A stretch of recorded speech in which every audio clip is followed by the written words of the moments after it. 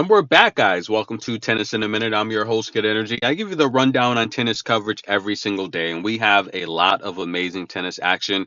Brisbane, the return of Naomi Osaka.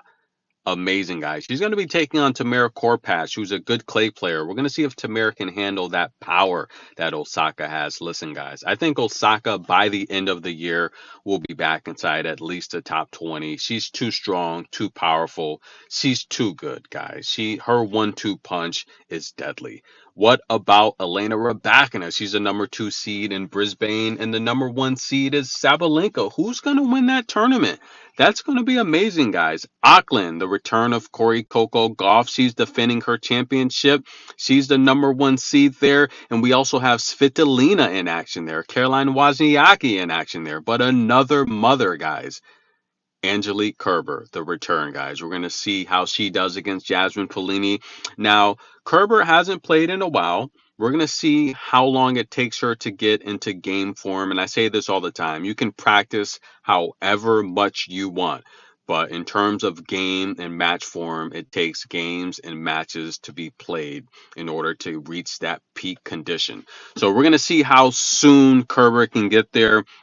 As well as Osaka, I'm really, really excited to see how they do their first couple service games. Now, what about the Czech Republic taking on China here? Cup action. Qinwen, she is 21 years old now, guys, coming off of her best season as a professional. She made the quarterfinals of the U.S. Open. She said in the past she feels she's underachieved. I don't think that's true. Maybe just comparing herself to other women in her class like Emma Raducanu, Leylah Fernandez, Clara Tauson, Marta Kashu. We all know Clara and Marta, top-ranked juniors. They made slam championship appearances. Of course, we know Tauson beat Leylah Fernandez as a junior. We know Marta made a junior slam. But we also know that Emma and Leylah on the main tour, they made the U.S. Open slam final couple years ago, right? I think that's where Qinwen's getting that pressure from. But this year she made the Elite Trophy Championship where she went head to head with Beatrice Haddad, 2 tie breaks.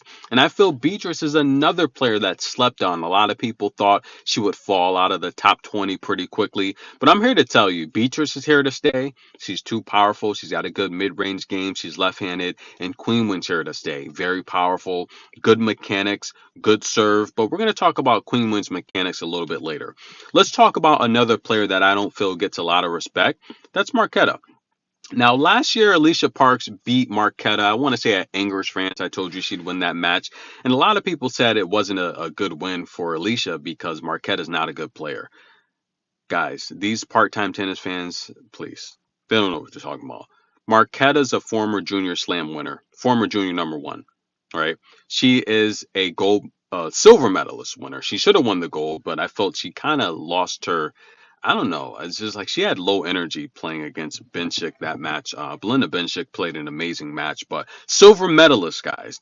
She's made 2 Grand Slam final appearances to Roland Garros, and she won Wimbledon this year. Marketa's got a good left down the line, good topspin, good drop shot, good slices. She's good at absorbing pace on opponents, and she has good variety. But in the community section, I asked you guys, can Marketa handle the power of Qinwen? I know the answer to that because this is a numeric lot. Qinwen on the first set money line. Qinwen has a lot of power, guys. And early on in this match, she comes out, breaks Marketa to go up 2-love, holds, and she's backing Marketa up constantly behind the baseline where she's just not a threat.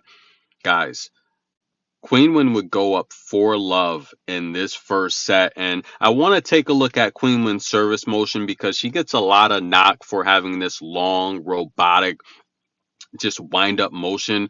But listen, I'm here to tell you that if I were coaching any of this top tier talent, players I would work with on service motion, probably Katerina Siniakova, Diane Perry. Why? Because their long wind up service motion, the fact that they don't have a lot of power behind it like Qinwen, it literally has them on the back foot every single time, which is why they're broken a lot. And they have to put a lot more pressure on their return game. The thing with Qinwen is she holds serve. Even though she's got this long wind-up motion, she has a lot of power behind it where opponents have trouble returning it. And if they are able to return it, it buys her enough time to get set, right? And just continue with those rockets, just putting opponents deep behind the baseline to when she can find a winner. So, yeah, she's criticized for the long wind-up motion, but she's got enough power to where it's not really affecting her because she holds serve, right? She's one of the best on tour at holding serve and one of the best acers on tour, just under 6 aces per match last year. That's right up there with Alicia Parks and Elena Rybakina and Carolyn Garcia. She was fourth in terms of aces per match. But one thing about Qinwen that she's done that I feel a lot of people aren't giving her credit for. And then this is what I'm anxious to see in terms of Rybakina this year, because Elena Rybakina has consistently been the worst returner in the top 10. Qinwen improved her return metrics last year. I'm sorry, guys, talking a lot here. Qinwen improved her return metrics last year, 25%. That's right. That's right. That's amazing. So you see the work, and of course she had the huge depression with losing her coach back to Osaka, but you're seeing Qinwen get better. And she said in the U.S. Open post-match victory interview before she was set to face Sabalenka, she said she's working really, really hard, and that's all she wants to do is just work and get better and get better. And the progress is showing, guys. Now, check out the community. I have a lot of awards to give out remaining. That's right, guys. The 2023 Good Energy Awards. We have categories like the best come on coming up. We have categories like the best Jordan fist pump, the best racket slam. We have categories